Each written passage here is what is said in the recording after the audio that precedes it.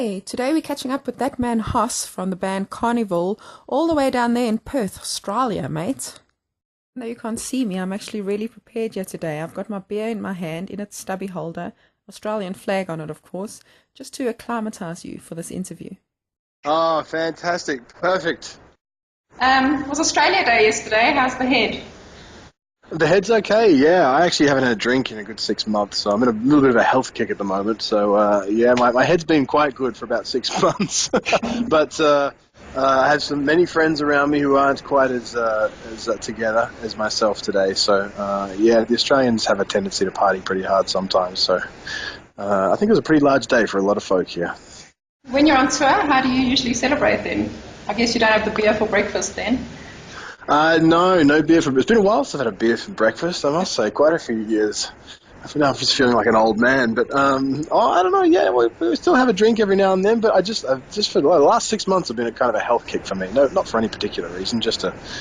Probably because it's been like home time. Normally when you get a lot of home time between tours, you tend to sort of take care of yourself more because you know it's going to be pretty hectic once you get back out on the road. And I've been sort of writing and, sort of a bit of home studio time for the last 6 months. So it's given us a chance to sort of, get slightly healthy at least before the next onslaught of touring and shows again.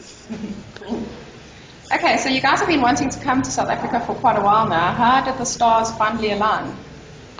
We've wanted to come to South Africa for a really long time, and legitimately asked to get to South Africa. It's a territory that we're all very interested about.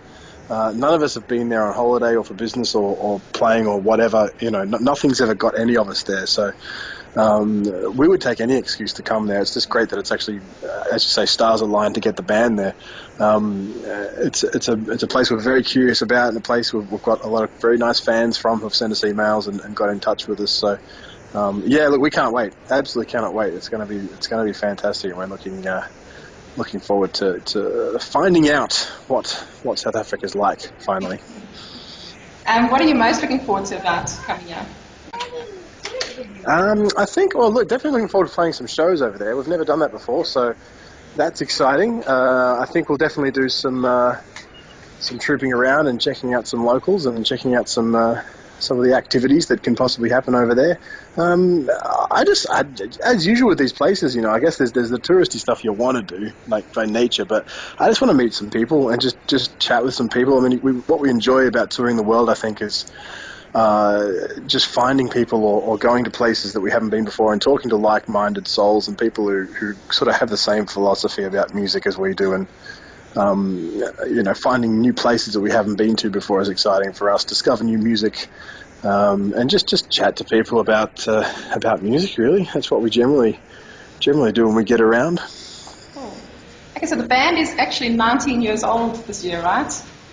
Something like that. Something ridiculous, yeah. Legally drinking if it was a person. What advice would you give your current cocky young self about taking up a career in the music industry? That's a good one. I don't know. I think it's just about sticking to your guns. I think that happens. You get challenged with that a lot when anytime your career becomes a long career, because in the early days you're getting told you've got to do it this way to make it, you've got to do it that way to make it, and then in the middle of your career you're getting told, you've done well to get here, but now you've got to do this to really make it. And then, when you sort of get further on in your career, your third and fourth albums, you get a whole bunch of other new advice from people in the know, so to speak, about, you've got to do this and you've got to do that. And every time someone says that to you, you've got to just stop and say, well, hang on, why do I have to do that? And what is it that who says that I have to do that, for starters?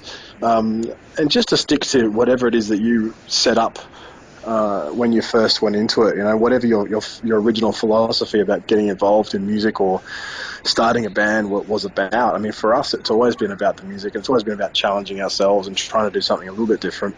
But at the same time, just creating something that people can really grab a hold of and sink their teeth into and get some fun out of. I think music is definitely about fun and enjoyment.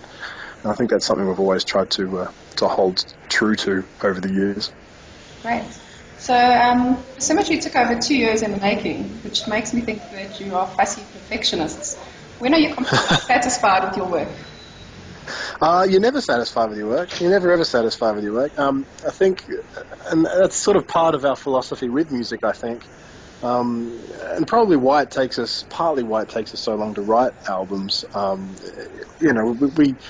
We always start an album by saying, like, what do we want to do, and then we take that in a direction to the nth degree, and then we sort of pull that apart and rip it apart and start again and rebuild it from the ground up. And I guess in many ways we're always sort of challenging our own beliefs in music and what we love in music. And definitely our fans, what they appreciate in our music, because we've sort of always been a little bit selfish in the way we write, is the fact that when we write for ourselves and what we want to do and where we want to take music. But I think, at the end of it, when you look back at it and say, right, what is it that I'm doing here? You've got to just sort of say to yourself, it changes constantly, and as long as you can just say, right, I've got out of that what I wanted, then you can be happy with yourself, I think. But that doesn't always happen, unfortunately. Okay, so you've begun writing a new album, just begun. Yeah. I know Ian has said that each time you walk into another record, you all want to explore new ground. So are you finding this to be true? Will we be seeing a different Karnivool emerging after this project? You will. I think you will. You'll see a different Karnivool from the last album, that's for sure. It's a bit cyclic for us, though, as well. I mean, some of the stuff we're finding in ourselves now, or finding in this new period of the band, is very similar to the older stuff. Like some of the Famada and the Sound Awake days, the first couple of albums, the things that we got excited by in music back then, a lot of that's coming back.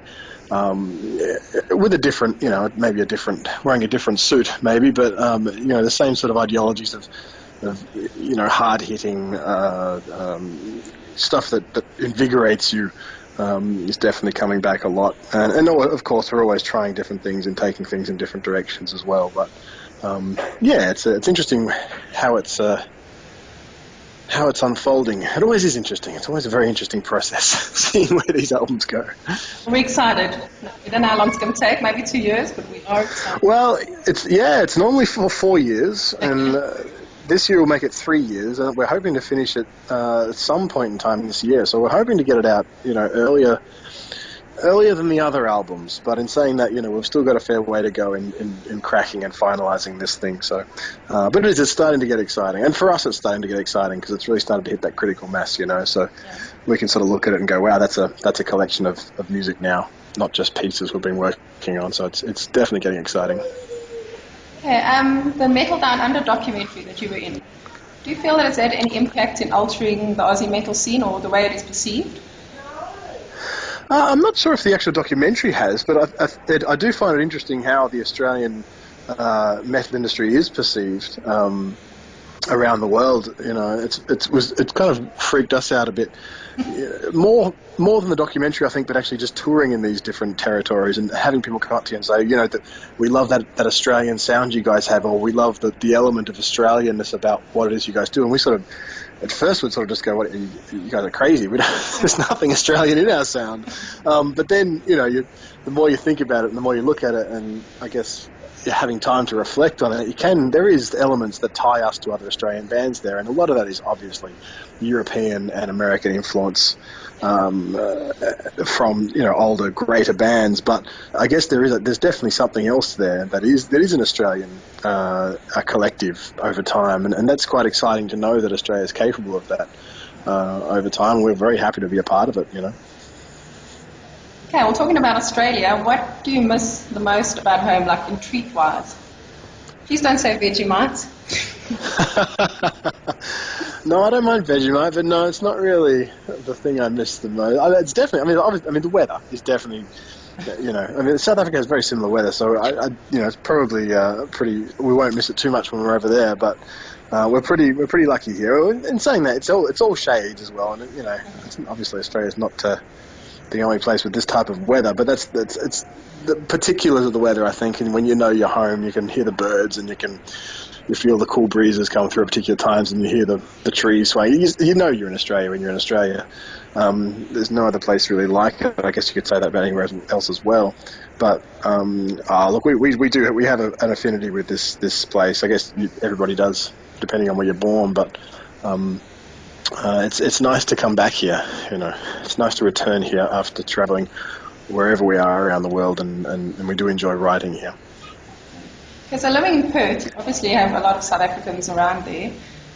Yeah. Every bloody Aussie I've met thinks that they can do a perfect South African accent, and they're all shits at it. So can you give me your best South accent? No. You're admitting No, that I certainly can. I'm not even going to attempt, because I know exactly what you're saying, because there's a lot of Aussies here who think they really do a good South African, but they really don't. They really do not. So, and you can always hear the difference. It's like it's probably hard for you guys. It's like watching all those American movies where the guy pretends to be Australian, and you're going, "Oh man, that is so not Australian. What are you doing?" There's enough Aussies in Hollywood. Use one of them. It's a little, I've heard about this Little Creatures brewery in Fremantle. Have you managed to get a chance to go there and check it out? Yeah, we have. We have indeed. We're fairly big. Well, I haven't had a drink in a while, but collectively we're a fairly big fan of Little Creatures beers. They also do another nice one called Rogers from the same brewery, which is really nice. And they're expanding really quickly. They've got a place in Melbourne now somewhere too. I think there's a Little Creatures brewery in Melbourne too. So they're slowly taking over the world. It's a much nicer beer than Foster's, which is apparently the big Australian beer. But nobody here drinks Foster's. Only in the UK. Yeah. So hopefully you'll be drinking beer again, so you'll be able to try a few of our local brews while you're here. Please, love to. I believe we're staying near some wine districts as well, which I'm very excited about. I'll hopefully sneak out and drink a glass or a bottle of wine or two. We'll see how we go. Cool. And my last question is, our nemesis, your cricket team, are going to be here next month to play 3 T20s. So would you like to wager a bet? The winner owes the other one a tequila when you get here. Who's going to win? Done. Done, Colette. I'll back Australia, you back South Africa. And the winner gets to watch the other person drink 3 straight shots of tequila. And that's just how it's going to be. Great. Well, we are really excited to see you guys. Time can't move fast enough. And thanks for taking the time to chat to me today. Yeah, my pleasure, Colette. We're really excited about coming, mate. It's going to be a blast, no doubts about it. Cool. See you then. Enjoy the rest of your day. Awesome. Thanks, Colette. Which city are you in, Colette? Joburg. You're in Joburg. Awesome. And you'll catch up with us when we're there, hopefully, maybe? Definitely. So I can watch you drink those tequilas. Awesome. I'll hunt you down when I'm there. Thank you, mate. Okay. Bye. Okay, bye.